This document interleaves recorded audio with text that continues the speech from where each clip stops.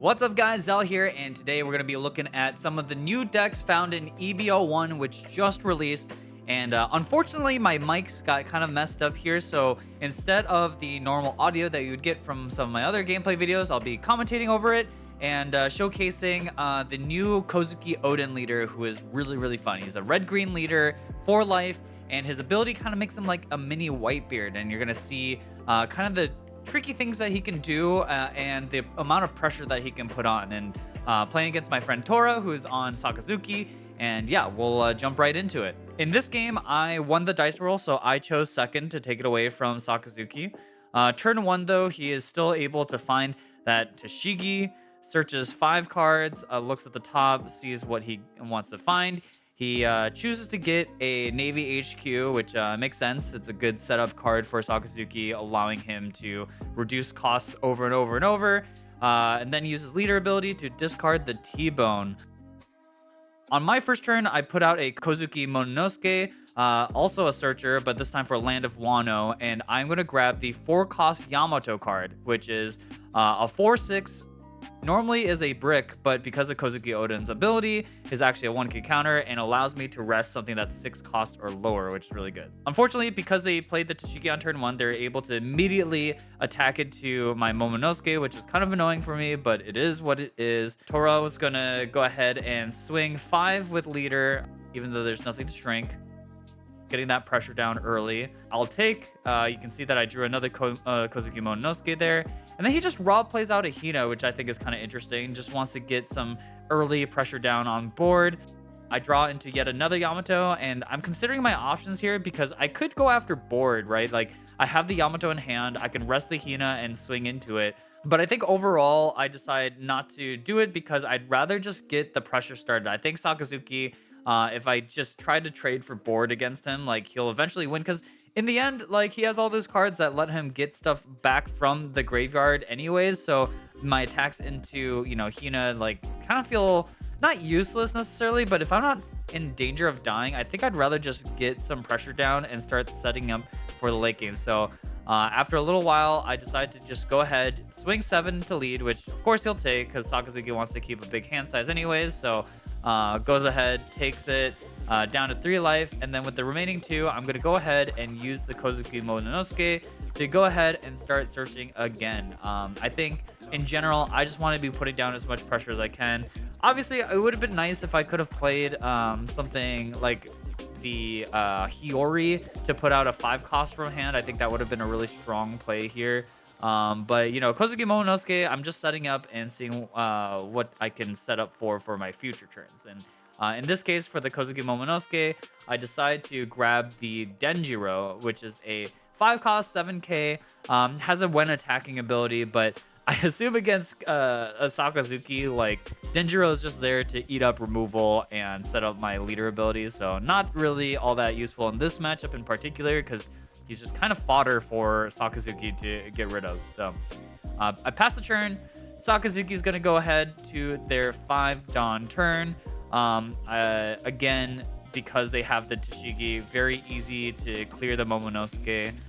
So he's going to go ahead and do that. Swings 5 with Hina, which I'll counter out with the Yamato. Again, really cool that because of my leader ability, I can make my Land of Wano bricks into 1Ks, which is really nice. Gonna continue to pepper on attacks with the leader, and then eventually plays out the brand new, which allows him to search the top 3 cards for a Navy card.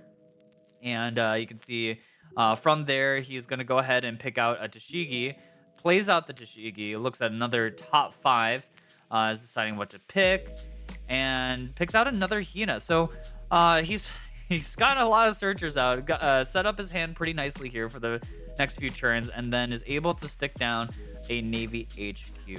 So then on my turn, draw my card. I'm just gonna go ahead and play the Denjiro. I really want to keep a 5-cost Land of Wano card out because that way my leader is able to stay at that 6k, and it's just kind of annoying, right? Like, every time you're against a Whitebeard or a Black Yellow Luffy, anytime your leader is above a 5k on your opponent's turn, it just means that their Dawn allocation is much more awkward. And then I set 1 Dawn onto Kozuki not Momonosuke, his dad, Kozuki Oden, and swing 7 into lead. Again, just applying that pressure, constantly attacking with 7k, making sure that you know, they don't feel comfortable putting 2 cards down to counter out. And then with that, I pass the turn. So yeah, so 7 Dawn, pretty easy here for Sakazuki, honestly. Like, if you have the Borsalino in hand, like, it's just very easy. But it looks like because he attached a Dawn to Sakazuki leader, does not actually have the Borsalino in hand. So instead, it's going to swing 6, shrinking the Denjiro, and then we'll swing another 6. So just constantly peppering attacks. And you can see that I dropped another Yamato, and then the second Yamato is a 2K. So you can see I'm starting to use up my 2Ks in hand. Plays a Hina.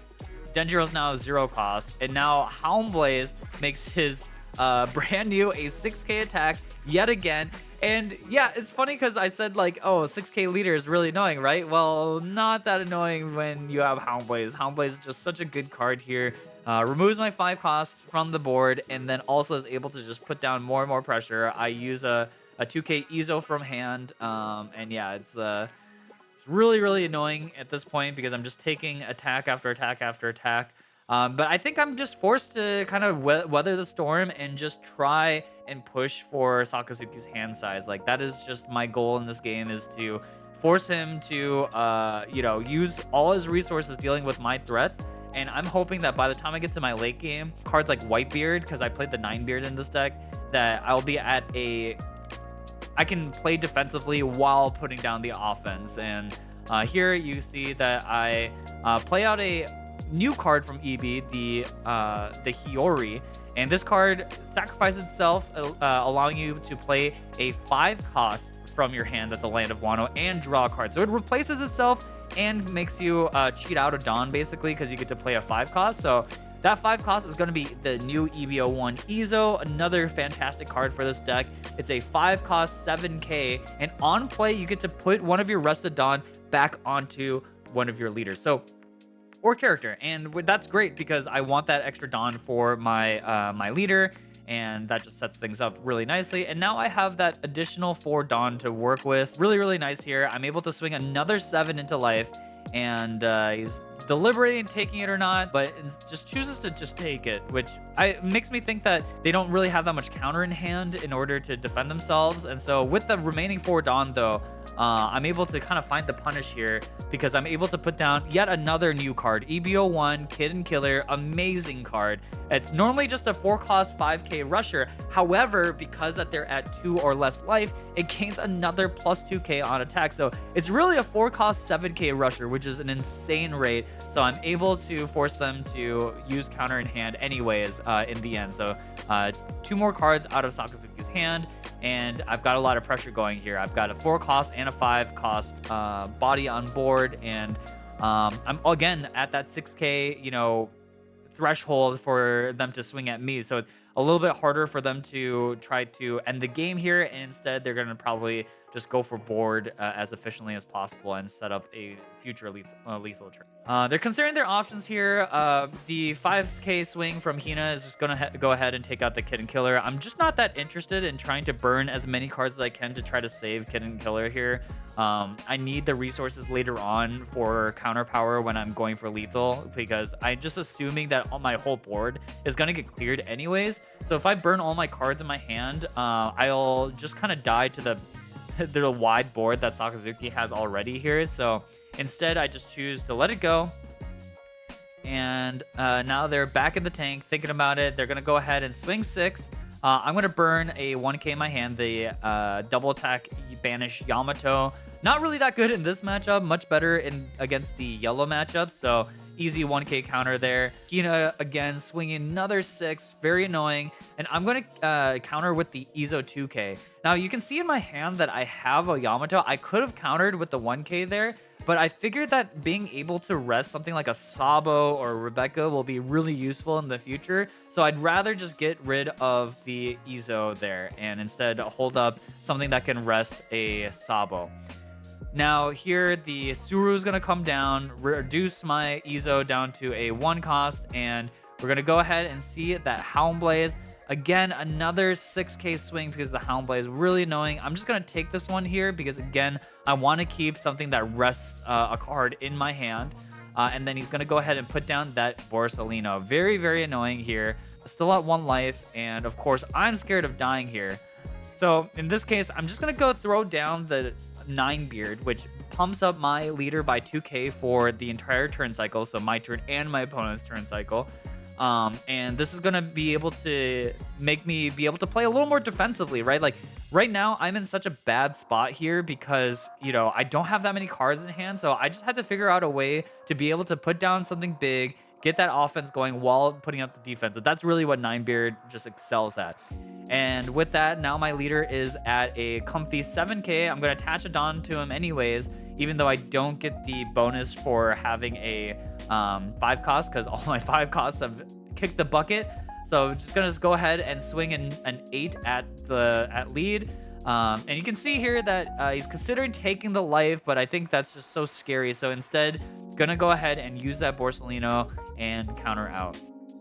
Now, here we go. So being at that 7k, it just makes things a little bit more awkward. And I think here, potentially, he could just go for it, right? Like, has 10 Dawn.